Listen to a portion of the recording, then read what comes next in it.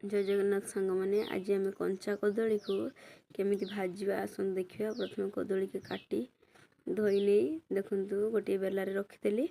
एवं आम से कि लुण स्वाद अनुसार लुण आउ से माने आवश्यक अनुसार हलदी देदेले। एवं आम से कि लंका गुंड देदेले। देखु एवं माने टे कदली भजा टे कुड़कुड़िया हाँपाई मुझे अल्प किसी बेसन ऐड करी। आपण मैंने थे यही प्रकार भाजतु आ खातु जानवे किपर लगुच। से कॉर्नफ्लावर देते भल लगी था। एवं आम कढ़ई उपर चुली उपर कढ़ई बसदेले तेल से देदेले। देखु तेल गरम हुआ आम गुड़े रखि कदली को से छाड़देले टिके नोटा नोटी करदे। एवं आम ढांकुणी को मारद।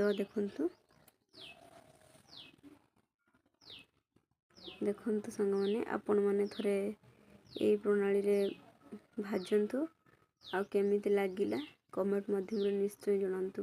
माने गोटे प्रकार कबी माने कदली चिल्ली भाया लगे। देखु सांग मैंने ढांक मारदेली।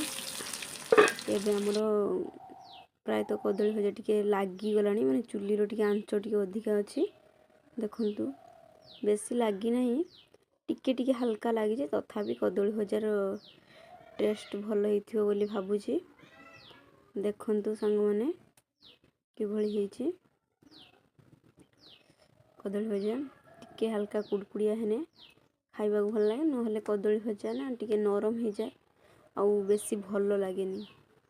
आपण मैंने कमेंट माध्यम निश्चय जनइबे। आ मो चैनल को जदि नुआ आसथिबे तेबे सब्सक्राइब करने को जमा भी भूलिए नहीं। देखु आमर कदली भजा प्राय रेडी हो गलानी।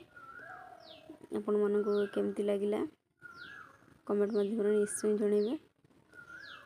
देखु सांग मैंने देखु टिके कैमरा इफेक्ट पे देखा। देखु केमती देखा कदली भजा।